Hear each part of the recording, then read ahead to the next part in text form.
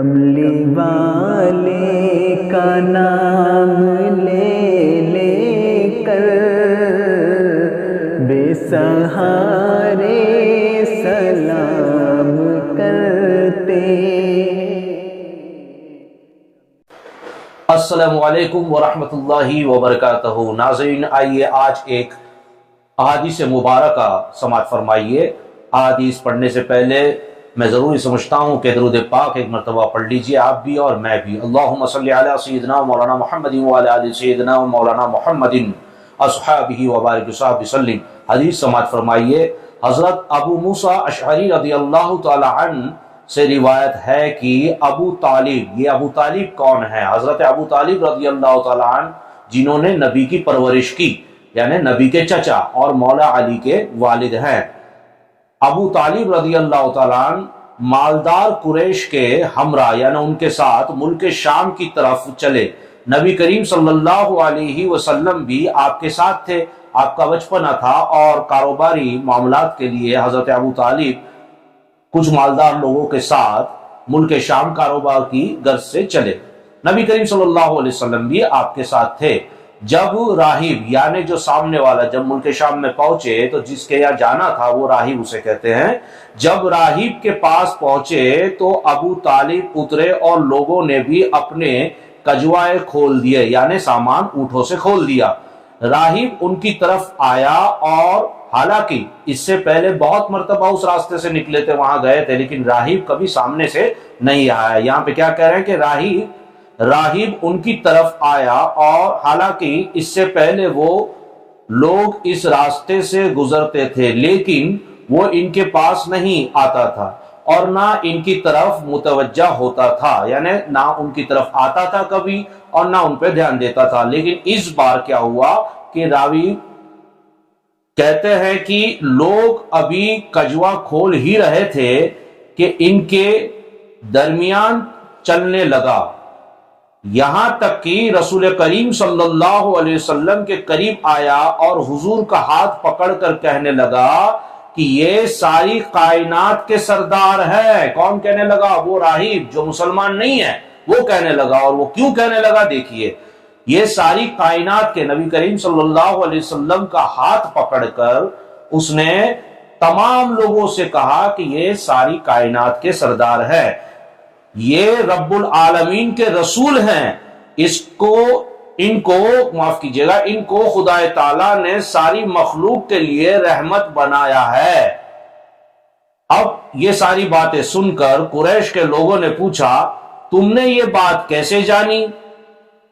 وہ بولا، جب تم اس گھاٹی کے سامنے سے آ رہے تھے، یعنی دو پہاڑی کے سامنے سے آ رہے تھے، تو میں نے دیکھا کہ ہر پیڑ اور پتھر ان کو سجدہ کر رہا تھا۔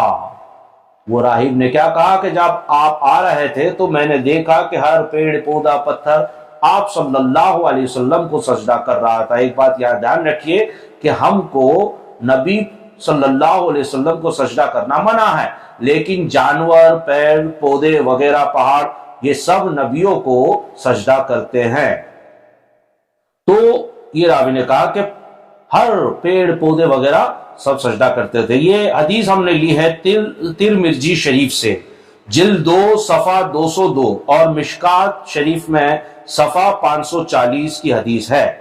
حضرت علی رضی اللہ تعالیٰ عنہ سے، یہ دوسری کہنے لگا ہوں میں، حضرت علی رضی اللہ تعالیٰ عنہ سے مروی ہے کہ میں مکے میں حضور صلی اللہ علیہ وسلم کے ہمراہ تھا، تو ہم اطراف شہر کو ہر طرف سے نکلے، یعنی شہر کے اطراف سے ہر طرف سے نکلے، تو میں نے دیکھا کہ جو درخت اور پہاڑ حضور کے سامنے آتا ہے وہ کہتا ہے، السلام علیکہ یا رسول اللہ، اے اللہ کے رسول آپ پر سلام ہو۔ الحمدللہ۔ یہ حدیث ہم نے لی ہے ترمذی جلد 2 اور صفحہ 203 سے۔ آئیے اور کچھ حدیث کے بارے میں جانتے ہیں۔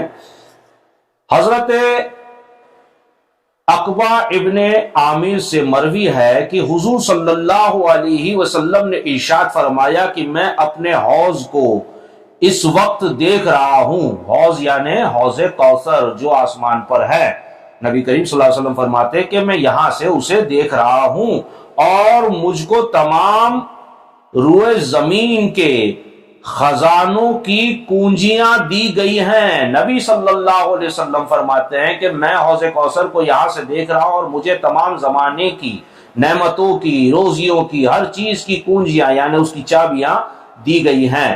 یہ حدیث ہے صحیح بخاری شریف جلد 1 صفحہ 179 پر، اور صحیح مسلم میں بھی یہ حدیث ملتی ہے جلد 2 صفحہ 250 پر۔ اس حدیث میں حضور نے حوض کوثر کو اپنا حوض فرمایا، یعنی آپ اس کے مالک ہیں، اور ساری روئے زمین کے خزانوں کی کنجیاں خدا تعالیٰ نے آپ کو عطا فرمائی ہے، یعنی آپ دونوں جہاں میں مالک و مختار ہیں۔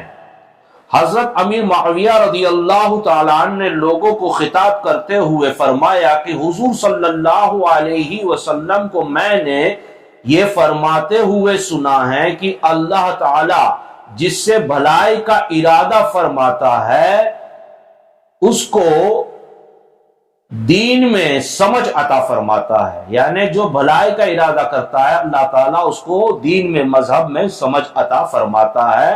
اور بے شک نبی کریم صلی اللہ علیہ وسلم فرماتے ہیں، اور بے شک میں بانٹنے والا ہوں اور اللہ دینے والا ہے۔ حضرت معاویہ نے فرمایا کہ نبی کو یہ کہتے ہوئے میں نے سنا۔ یہ حدیث ہم نے لی ہے بخاری شریف جلد 1 صفحہ 16 سے۔ آگے بڑھتے ہیں۔ بخاری ہی میں ایک حدیث ہمیں اور ملی جو میں آپ کے سامنے پیش کرتا ہوں۔ بخاری ہی میں دوسری جگہ اسی مفہوم، اسی سبجیکٹ پر ایک حدیث اس طرح مروی ہے کہ رسول کریم صلی اللہ علیہ وسلم نے ارشاد فرمایا میں بانٹنے والا ہوں یعنی خزانچی ہوں۔ نبی خود فرماتے ہیں میں بانٹنے والا ہوں یعنی خزانچی ہوں، اور اللہ تعالی عطا فرمانے والا ہے۔ یہ حدیث بخاری شریف جلد نمبر 1 اور صفحہ نمبر 439 پر موجود ہے۔ اس سے ہمیں کیا درس ملا؟ بے شک دینے والی ذات اللہ تبارک و تعالیٰ کی ہے، مگر اللہ تبارک و تعالیٰ نے حضرت محمد رسول اللہ صلی اللہ علیہ وسلم کے لیے یہ دونوں جہاں کو بنایا، اسے کریٹ کیا، تو اللہ تعالیٰ ہی سارا بنانے والا ہے۔ لیکن جس کے صدقے میں یعنی اپنے محبوب صلی اللہ علیہ وسلم کے صدقے میں دونوں جہاں کو اللہ تعالیٰ نے بنایا، تو اس کا مالک ویسے تو اللہ تعالیٰ ہی ہے، مگر اللہ تعالیٰ ہی نے اس کے مالک نبی کریم صلی اللہ علیہ وسلم کو اس کا مالک بنایا دونوں جہاں کا، اور آپ کو قاسم سے یعنی قاسم کا مطلب تقسیم کرنے والا پکارا گیا، اور دونوں جہاں کی کنجیاں حضرت صلی اللہ علیہ وسلم کے ہاتھوں میں دے دی گئی۔ یہ ہمارے نبی کی شان ہے۔ انشاءاللہ اگلے ویڈیو میں بھی ہم کچھ حدیثیں لے کر آپ کی بارگاہ میں پیش ہوں گے۔ اگر ویڈیو اچھا لگا ہو تو سبسکرائب کریں، اور اگر سبسکرائب کر چکے ہیں تو بیل آئیکن اور کامنٹ ضرور دے دیں۔ السلام علیکم ورحمۃ اللہ وبرکاتہ۔